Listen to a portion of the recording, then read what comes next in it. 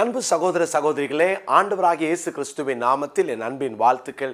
இன்றைய முத்து என்னும் இந்த சிறிய தியானத்தின் மூலமாக உங்களை சந்திப்பதிலே அதிக மகிழ்ச்சி அடைகிறேன். பிரியமானவர்களே, கர்த்தர் உங்களை ஆசீர்வதிப்பாராக. இந்த நல்ல நாளிலும் தேவனுடைய சகல கிருபைகளையும் கர்த்தர் நமக்கு தந்து நம்மை நடத்துவாராக. பிரியமானவர்களே, தேவன் இந்த நாளிலும் 2 நாளாகமத்தின் புஸ்தகம் 20ஆம் அதிகாரத்தின் 12வது வசனத்தின் மூலமாய் நம்மோடு பேசுவாராக. 2 நாளாகமும் 20:12. எங்கள் தேவனே, அவர்களை நீர் நியாயம் தீர்க்க மாட்டீரோ? எங்களுக்கு விரோதமாய் வந்த இந்த ஏராளமான கூட்டத்திற்கு முன்பாக நிற்க எங்களுக்கு பலன் இல்லை. நாங்கள் செய்ய வேண்டியது இன்னதென்று எங்களுக்கு தெரியவில்லை. ஆகையால் எங்கள் கண்கள் உண்மையே நோக்கி கொண்டிருக்கிறது என்றான். யோசபாத் ஒரு அழகான ஜெபத்தை செய்தார். நாங்கள் செய்ய வேண்டியது இன்னதென்று தெரியவில்லை. பிரியமானவர்களே, ஒருவேளை இந்த வார்த்தையை கேட்கிற நீங்கள் கூட, நான் என்ன செய்கிறதுனே தெரியல அப்படின்னு அங்கலாய்க்கிறீங்களா? நான் என்ன செய்ய போகிறேன், என்ன செய்கிறது, இந்த மாதிரி ஒரு சூழ்நிலையில் நான் என்ன செய்வது, என்ன செய்வதென்று தெரியவில்லை, என்ன செய்வதென்று தெரியவில்லை என்று எந்தெந்த விஷயத்துலலாம் நீங்கள் அங்கலாய்க்கிறீங்களோ, ஆண்டவர் இன்றைக்கு நமக்கு பதில் கொடுக்க வல்லவராக இருக்கிறார். இங்கே யோசபாத்தை குறித்து வாசிக்கிறோம். யோசபாத்துக்கு விரோதமாக அம்மோனியரும் மோவாபியரும் சேயீர் மலை தேசத்தாரும் இணைந்து ஒரு கூட்டணியாய் வைத்து அவர்கள் இந்த யோசபாத்துக்கு விரோதமாக யுத்தம் பண்ணுவதற்கு வருகிறார்கள். யோசபாத்தோடு யுத்தம் பண்ண வருகிற இந்த கூட்டத்தார் பெரிய கூட்டம், திரள் கூட்டம். இவர்களை எதிர்க்க யோசபாத்தால் முடியாது. யோசபாத் நிச்சயமாக எதிர்த்து சண்டை போட்டால், மாம்சத்தில் தன்னுடைய பலத்தை காமிக்க முயற்சித்தா தோற்று போய் விடுவான். எனவே யோசபாத் ஒரு அற்புதமான ஒரு முடிவை எடுத்தார். என்னன்னா, நான் என்ன செய்வதென்று தெரியவில்லை என்று தேவ சமூகத்தில் ஒப்புக்கொண்டார். கர்த்தருடைய பிள்ளைகளே, இன்னைக்கு பல நேரங்களில் இந்த மாதிரி ஒரு இக்கட்டான சூழ்நிலை வரும்போது எதையாவது செஞ்சிடலான்னு நம்ம சுய முயற்சிகளை எடுக்கிறோம் இல்லையா, அதுதான் நமக்கு ஆபத்தாக மாறிவிடும். நம்மளா ஏதாவது ஒன்று செஞ்சு முடிச்சிடலான்னு ஒரு முடிவு எடுக்கிற நேரம் நம்ம தப்பான முடிவு தான் எடுப்போம். அதே நேரத்தில் நம்ம எடுக்கிற முடிவுகளில் நாமே தோல்வியையும் சந்திப்போம். நீங்கள் என்ன செய்வதென்று தெரியலன்ற நேரத்தில் எதுவும் செய்யாதீங்க. ஆனால் ஆவிக்குரிய சில காரியங்களை வேதம் யோசபாத் என்ன செய்தார் என்பதை நமக்கு கற்றுக் கொடுக்கிறது இல்லையா, அதை நாம் செய்ய போகிறோம்.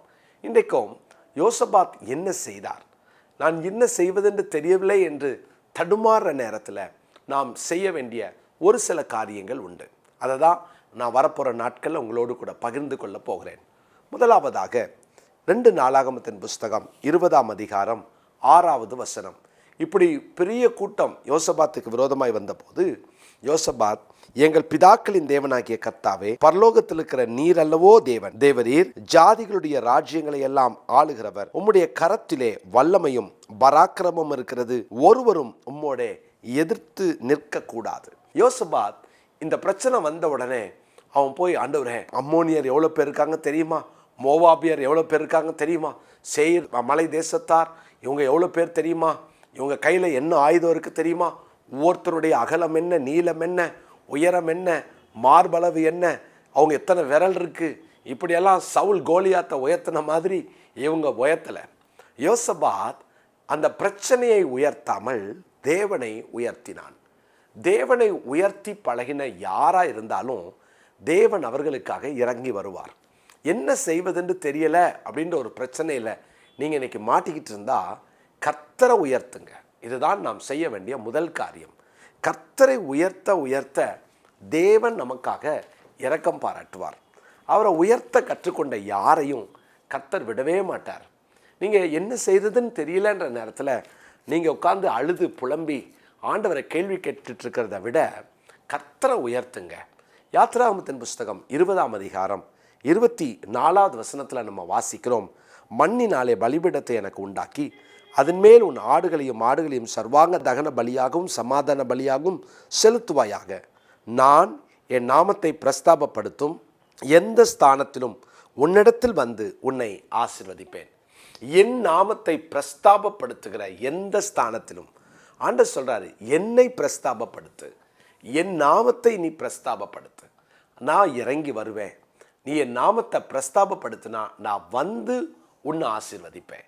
இதுதான் கர்த்தர் கொடுக்குற ஒரு அற்புதமான ஒரு ஆசீர்வாதம். என் நாமத்தை பிரஸ்தாபப்படுத்து. இன்றைக்கி யாரை பிரஸ்தாபப்படுத்துகிறோம்? இந்த வார்த்தை கேட்டுட்ருக்கிற எனக்கு பிரியமான தேவனுடைய பிள்ளைகளே, கர்த்தரை பிரஸ்தாபப்படுத்துகிறோமா? தேவனை பிரஸ்தாபப்படுத்த கற்றுக்கொண்டோமா? ஆண்டவரை உயர்த்துங்க. ஆண்டவரை பிரச்சனை வர நேரம், ஆண்டவரை நீர்தான் சர்வ வல்லவர், உமக்கு நிகரானவர் ஒருவரும் இல்லை, உம்மை போல ஒருவரும் இல்லை. அப்படிதானே இங்கே யோசபாத் ஜெபித்தார். ஆண்டவரை உயர்த்துங்க. ஆண்டவரே, இந்த பிரச்சனை உமக்கு ஒன்றுமே கிடையாது, அப்படி உயர்த்துங்க. ஆண்டவரே, உமக்கு அடங்காதது ஒன்றுமில்லை, காற்றும் கடலும் உமக்கு அடங்கும். இறையாதை அமைதலான்னு நீங்கள் ஒரு வார்த்தை சொன்னால், நீர் ஒரு வார்த்தை சொல்ல அது ஆகும். நீங்கள் இப்படி கர்த்தரை உயர்த்துங்க. அப்படி உயர்த்த உயர்த்த உயர்த்த தேவன் மகிமையான காரியங்களை செய்வார். அருமையான தேவனுடைய பிள்ளைகளே, யாத்திராகமம் 9ஆம் அதிகாரத்தில் 16வது வசனத்தையும் நான் வாசிக்கிறேன். யாத்திராகமம் 9:16 வசனத்தை நான் படிக்கிறேன். என்னுடைய வல்லமையை உன்னிடத்தில் காண்பிக்கும்படியாகவும் என் நாமம் பூமியிலெங்கும் பிரஸ்தாபமாகும்படியாகவும் உன்னை நிலைநிறுத்தினேன். புரியுதா? நம்மளை எதுக்காக நிலைநிறுத்தினார்? அவருடைய நாமம் பூமி எங்கும் பிரஸ்தாபப்படும்படியாக கர்த்தர் நம்மை நிலைநிறுத்தினார், உங்களை நிலைநிறுத்தி இருக்கிறார். தேவனை பிரஸ்தாபப்படுத்த தான் இன்னைக்கு இந்த உலகத்தில் நம்ம நிலைநிறுத்தப்பட்டிருக்கிறோம். அதுக்கு தான் கர்த்தர் நம்மளை அழைத்திருக்கிறார். எனவே கர்த்தரை உயர்த்துவோம், கர்த்தரை பிரஸ்தாபப்படுத்துங்க, தேவனை மகிமைப்படுத்துங்க. ஆண்டவரை உயர்த்துறதுல மாத்திரம் கவனம் செலுத்துங்க. உங்கள் பிரச்சனையை பார்த்து பிரச்சனையை உயர்த்தாதீங்க. கர்த்தருடைய பிள்ளைகளே, இந்த 3 யூத இளைஞர்கள் அந்த 7 மடங்கு அந்த சூடேற்றப்பட்ட அக்கினி ஜுவாலையில் அவங்க உள்ள தள்ளப்படும் போது, ஐயோ ஆண்டவரே, எவ்வளோ பெரிய அக்கினி ஜூலை தெரியுமா, இது எவ்வளோ தெரியுமா, பயங்கரமாக இருக்குது, எவ்வளோ மடங்கு எரியுது தெரியுமா, எவ்வளோ உயரமாக கொழுந்து விட்டு எரியுது தெரியுமாலாம் கேட்கல. மாறாக நாங்கள் ஆராதிக்கிற எங்கள் தேவன் அப்படின்னு கர்த்தரை தான் உயர்த்தினாங்க. இந்த கர்த்தரை உயர்த்துகிற இந்த பண்பு, இந்த குணம், இந்த சுபாவம், இந்த பழக்கம் யாருக்கெல்லாம் இருக்குதோ அவங்களுக்காக கர்த்தர் இறங்கி வருவார். அக்கினி சூளையில் நம்ம கூட நடப்பார். அவர் வருவார், ஒன்றும் உங்களை சேதப்படுத்தாது, அவர் பார்த்து கொள்வார். பிரியமானவர்களே, இந்த நாளில் கர்த்தரை உயர்த்துவதிலே அதிக கவனம் செலுத்துவோம். கர்த்தர் நமக்காக இறங்கி யுத்தத்தை அவர் பார்த்து கொள்வார். ஜெபிக்கலாமா? நல்ல தாப்படே, இந்த நாளுக்காக நன்றி செலுத்துகிறோம். நீர் எங்களுக்கு தந்த ஆண்டவரே அற்புதமான ஆலோசனைக்காக நன்றி. எப்போதும் என்ன செய்வதென்று தெரியவில்லைன்ற நேரத்தில் எல்லாம் நாங்கள் உண்மையே உயர்த்த நாங்கள் எங்களை அர்ப்பணிக்கிறோம். உண்மையை உயர்த்தி உம்முடைய நாமத்தை மகிமைப்படுத்துகிறோம், பிரஸ்தாபப்படுத்துகிறோம். அப்படி பிரஸ்தாபப்படுத்த தான் எங்களை தெரிந்தெடுத்தீங்க அப்படின்றத நாங்கள் நினைத்து உங்களை ஸ்தோத்தரிக்கிறோம். எங்கேயும் உம்முடைய நாமத்தை பிரஸ்தாபப்படுத்துகிறவர்களாய் எங்களை மாற்றும். உம்முடைய நாம மகிமைப்படட்டும். இயேசுவின் நாமத்தில் பிதாவே, ஆமென். பிரியமானவர்களே, இந்த நாளுக்குரிய மனப்பாட வசனமாக ஏசாயா 12:4 குறித்து கொள்ளுங்கள். ஏசாயா 12:4, அக்காலத்தில் நீங்கள் சொல்லுவது, கர்த்தரை துதியுங்கள், அவர் நாமத்தை தொழுது கொள்ளுங்கள், அவருடைய செய்கைகளை ஜனங்களுக்குள்ளே அறிவியுங்கள், அவருடைய நாமம் உயர்ந்ததென்று பிரஸ்தாபம் பண்ணுங்கள். அவருடைய நாமம் உயர்ந்ததென்று பிரஸ்தாபம் பண்ணுங்கள். கர்த்தர் உங்களை ஆசீர்வதிப்பாராக. மீண்டும் நாளைக்கு உங்களை சந்திக்கிறேன். ஆமென்.